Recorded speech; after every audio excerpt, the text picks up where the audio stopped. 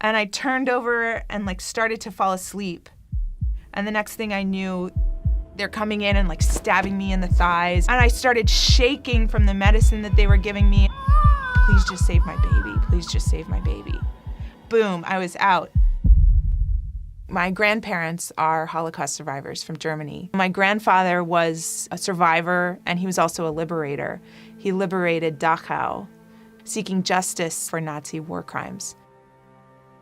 I grew up in a Messianic Jewish home. For me, it was always very important to be Jewish. It was always very important to follow Jesus. I mean, we call him Yeshua when I was growing up. Being a good Jew is you follow the Messiah of Israel and you do what he says you're supposed to do. The thing that's always struck me about Jesus is how down in the dirt he was in his life. You think about a Messiah who comes and we expect him to be this big political figure, and he's gonna, defeat our enemies and he's gonna bring peace. And instead what the Messiah does is get down in the dirt and heal people's broken bodies. He was always concerned fundamentally with people who had no money and no power, and I was always inspired by his example. I was also interested in pursuing justice. I was also interested in going after big bullies as a lawyer by practicing law on behalf of people who have no money, who have no power, who are in situations where they're being abused. That's what I can do.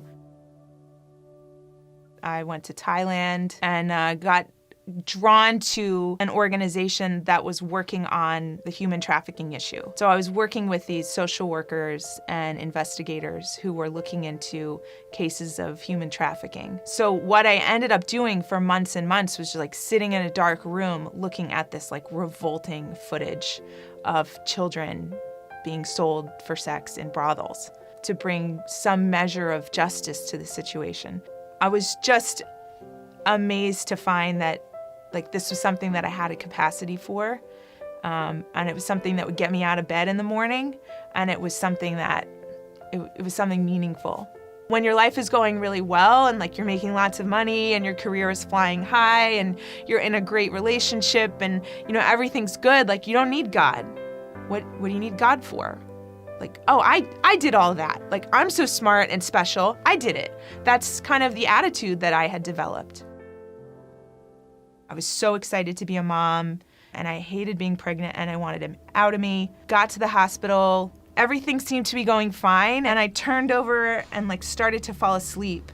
And the next thing I knew, the room was filling up with nurses. They're coming in and stabbing me in the thighs and trying to get my son's heart rate back up because his heart had stopped. And I started shaking from the medicine that they were giving me, and they're taking apart the bed and they're shoving me down the hall. Within 15 seconds, somebody hit a button on the wall and I heard on the intercom, code C. What just happened? Looking up at the technician who had this put this mask on my face, and I said, please just save my baby. Please just save my baby. Boom, I was out. And then the next moment I wake up and they're like, congratulations, you're a mom. I see his little hands, reaching out of the little plastic, crib, and I didn't even see his face, and I fell in love with him. And then immediately they start telling me everything that's wrong with him. Someone said the word genetic disorder. And so the next week, recovering from a C-section, separated from my baby, wondering if he was gonna be okay, feeling just completely useless. And a nurse came in probably 2 days after he was born, and she was just coming in to take my temperature and blood pressure, and she's like, how are you? And I just burst into tears. She said, it's gonna be okay. I said, I don't think it's gonna be okay. I think something's really wrong with him. And I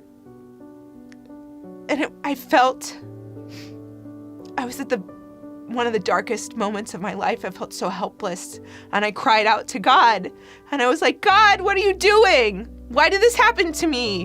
Where are you? I just had the feeling of almost someone putting their hand on my shoulder. Just this comforting, I'm here. This sucks, and it hurts, and I'm here. I remember going to see him in the NICU, and he's in this little incubator, and he had all these like wires and sensors, and he had an IV in his arm, and he was like tiny and gray and shriveled. He looked like a wrinkly old man, and it was like seeing him breathe, I could see his chest move, and I felt so helpless.